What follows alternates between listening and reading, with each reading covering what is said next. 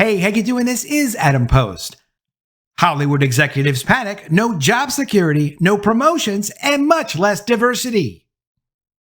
Well, these guys kind of did bring it on themselves. They went ahead, they pushed diverse content at the expense of producing things that people actually wanted to see. And now those executives are seeing their industry is in big trouble. This is not just about not being able to produce film and TV in California because it's way too costly compared to other jurisdictions, like other states and other countries. This is about inside Hollywood, inside those offices, those executive positions are not as good as they used to be. Not only are there massive layoffs, and any day now you could be laid off, they're not getting cash bonuses because who would give these people bonuses anymore? They're way cut back on that. They're not even getting promotions. They're not getting the opportunity to move up. And on top of all that, their big push over the last several years to push diversity in the content and push diversity executives has not worked out. Here's what's going down in woke Hollywood. Hollywood's top positions are held by long-standing executives who are veterans who've been in the business for a long time, and they're not retiring at the rate they used to. They're just holding on to those executive positions. By holding on to those executive positions, younger Hollywood executives, especially those under 50, are finding career growth impossible due to limited promotions and a lack of senior roles opening up, causing them to feel trapped. Many veteran executives who previously had creative freedom to work on whatever it was they wanted to work on and to greenlight this project and make TV shows and movies you'd never want to see but would make them feel special, those same executives are now facing more corporate restrictions on what they're actually allowed to make because the corporations are saying, we can't just make things anymore. We have to make things people actually want to see. That's taking away autonomy, which is one of the greatest things about being an executive, kind of being able to do what it is that you think you should do, but also it gives you a way to kind of put your name on things and put a stamp on things and have yourself be established as someone who did this success or that success, not going to brag about the failures.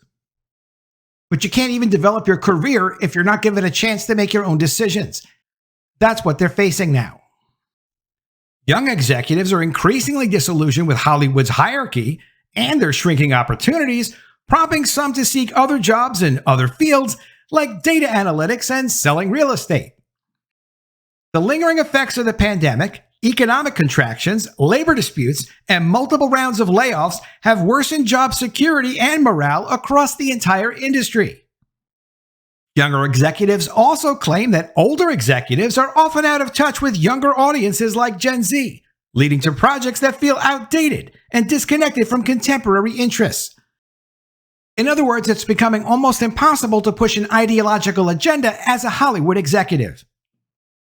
Hollywood is also relying on remakes and sequels of past hits, catering more to an older demographic and limiting opportunities for fresh, innovative storytelling.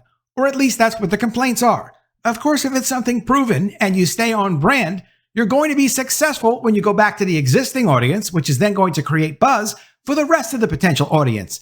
It's called listening to fans and not calling fans toxic anymore. And most tragically, potentially, executives from diverse backgrounds brought in to make a difference often find themselves unable to push passion projects due to the industry's increasing risk aversion and preference for mainstream, safe content. Oh, really? Yes, that's actually supposedly a problem. That you're not just bringing in inexperienced people to work on their nonsensical passion projects that there literally is no market for. If there was a market for it, other people would be making it, and then it would be mainstream, and then it would be safe. You can't produce something like entertainment that has a high input cost and produce it for a limited number of people. Because you only make money if enough people consume the content that you make. It's really not that hard to figure out. But for example, if we spend $200 million making a movie together, you put up half the money, I put up half the money. We're going to split the profits. Well, we have to defray those costs over a lot of people watching that content. Diverse executives are not understanding this. They understand it. They know. They just don't care. And it's not all people of all skin colors. It has nothing to do with skin color. It has to do with giving people opportunities to push projects for a social agenda, and letting the studio just lose hundreds of millions of dollars and more, pushing a ridiculous agenda instead of trying to actually make things for people that they want to see. It's coming to an end.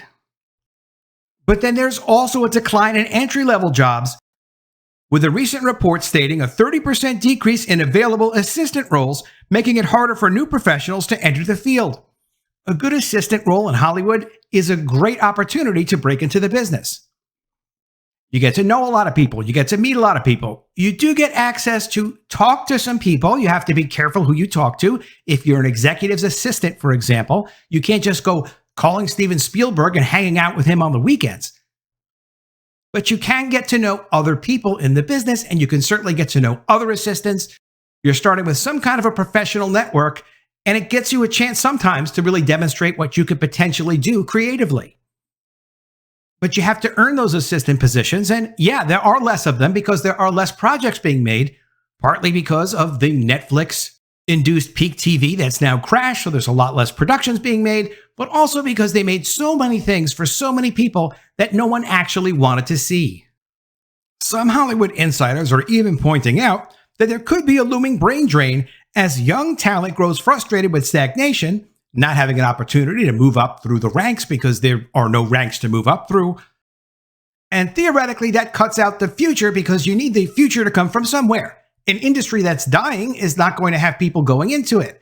That is a problem, but you still have to hire people based on merit. And after a few more years of focusing on producing things with merit that people actually want, and then focusing on executives and focusing on young people that want to produce those things that people want to see, they'll have all the pipeline they need. From The Hollywood Reporter, The Big Squeeze, why everyone in Hollywood feels stuck. That promotion isn't happening. Forget that raise. And your boomer boss isn't vacating that corner office anytime soon. Inside Hollywood's Great Malaise. Tom Rothman, chairman of Sony, is turning 70 years old, and he's been in charge at Sony for a very, very long time.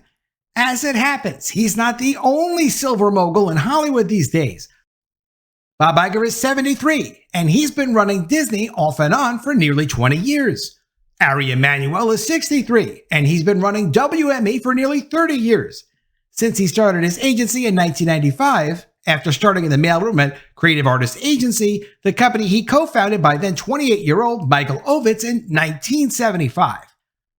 Jeremy Zimmer is 66, and he's been running UTA for more than 30 years since he co-founded that agency in 1991. Michael DeLuca is a relatively spring chicken at 59, but he's been fronting studio slates at New Line, MGM, Amazon, and Warner Brothers for 3 decades. Many of these old guys are now old enough to qualify for AARP discounts, but few of them seem in any huge rush to retire.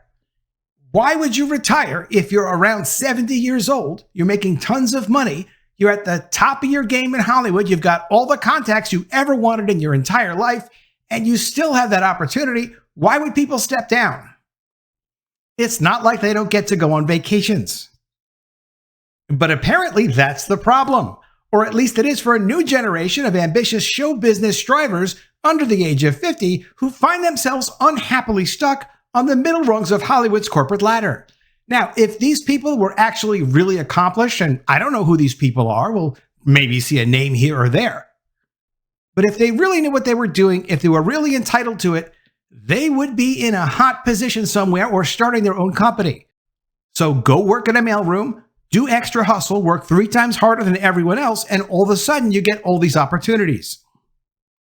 You know, as somebody who hires people, one of the things I'll always say is, anyone who will take problems off of my hands and I just have to give them some money, I'm happy to do it. And the more problems you take off of your boss's hands, the more valuable you are to your boss. If you can't solve problems, if you're just asking for opportunities, but you're not solving your boss's problems, it's not going to work for you. You're not going to move up. That's the way it's always been. Unlike their bosses, some of whom ascended to the heights of authority in their 30s, and even their late 20s, young professionals today who are toiling in an industry plagued with title deflation and ever-diminishing paydays, meaning you're not going to get an executive vice president or some chairman type of title. You have to actually earn it. No one's going to just hand it to you. And as a result, the young executives see no clear path to the top. They certainly can't see any path that isn't blocked by an all-powerful boomer who's been perched in a corner office since the Bush administration, the first Bush administration. Quote, these people have been making movies since the 1990s, notes one 50-something former head of production. That's a long time to have a position of authority and to be a gatekeeper of cultural decisions. Well, we have seen some of the recent cultural decisions, and that's a big part of why these young people are in this position. Quote, it's become so effing depressing, agrees a veteran agent also in his 50s. Even 10 years ago, executives were like movie stars. They were making tons of money. They were making tons of movies and were empowered to be bold and do cool things. Now, most executives can't even hire writers without asking their boss. And that is a problem if you can't offer a writer a deal. But, that could be several $100,000 or $1 million. It's not usually a $10,000 or even $50,000 fee. That's a significant amount of money. But the issue is Hollywood isn't even developing as much new material inside the studio anymore. They used to take on a lot of ideas and manage a lot of internal projects that they would develop, but a lot of production studios, a lot of separate independent outfits are producing a lot of the new ideas at their own expense.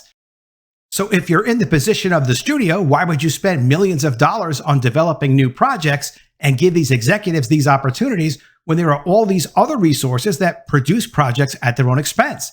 That's why it can be expensive and risky to be a producer sometimes. You write checks and you pay writers, and then you bring the project to the studio. Or you may be able to get the studio to pay for the writer. It depends on the relationship with the studio, what the project is. But the studio doesn't have to risk the same kind of money anymore, giving these young executives these kinds of opportunities. Of course, a lot of the bosses are still bosses for good reasons. Rothman, for one, can long credit more than 150 Oscar nominations for movies made during his long tenure at Sony. Many of these oldies have built empires from the ground up, guided their companies through mergers, spin-offs, and acquisitions, and have skillfully steered their workforces through an ever-revolving series of corporate overlords. They've not only proved they have staying power, they've proved there's power in staying. Still, there's a mounting resentment among young Hollywood. Speaking off the record with studio executives, producers, agents, and assistants, dozens of entertainment industry professionals ranging from their 20s to their 60s, there's a wide consensus that the kids aren't all right. Many younger executives feel they're spinning their wheels, going nowhere, and not even particularly fast, with increasing numbers abandoning Hollywood altogether and leaving for careers in other industries. Obviously, there are a myriad of reasons for the malaise gripping the town. The lingering after effects of the pandemic, the industry-wide economic shrinkage, the labor unrest, the waves and waves of layoffs. But a lot of the young executives still blame the older executives for not giving them a chance. Here's what one young producer had to say. And keep in mind, this is an independent producer. He's not on staff at a studio. So he's putting projects together, trying to get a studio to say, okay, yes, we will make your project. Here's your cash producing fee. Here's the percentage and all this extra money you're going to make if the project's successful. But if they do go forward, he is getting paid. So that's his agenda. Quote, it's a massive problem that the people in power are so far away from Gen Z, says a mid-30s producer. They show up for movies when they have something that speaks to them, meaning they will agree to do the movie. When he says show up, he means they will finance it. They'll say, yeah, let's go do it. And he continues. But whenever they happen upon something that appeals to Gen Z, it feels like they just stepped on a rake. Quote, you get to a point where you're living in your beautiful house in the hills, you're meeting only other wealthy people, and you're not connecting to the audience. And the movie-going audience is primarily young, so at a certain point, you become really detached from them. And that's a fair statement to say if you're in your 70s, how are you going to know what young people want to see? Because tastes do change over time, and that's fair to say. But otherwise, the way it's typically been done is, yes, people will take creative risks and they'll write checks for creative risks, which is happening a lot less now. But normally, you can say this movie is like John Wick meets Terminator, which actually could be cool. It's Raiders of the Lost Ark, but with a hot woman in the key role, like Tomb Raider, or these are older projects, okay? But you get the point. You combine two things that are hot. Or you could say it's like this other recent hit, but with this science fiction kind of twist. That kind of thing is what people want to hear. They want to know what success you're building on to pitch the idea.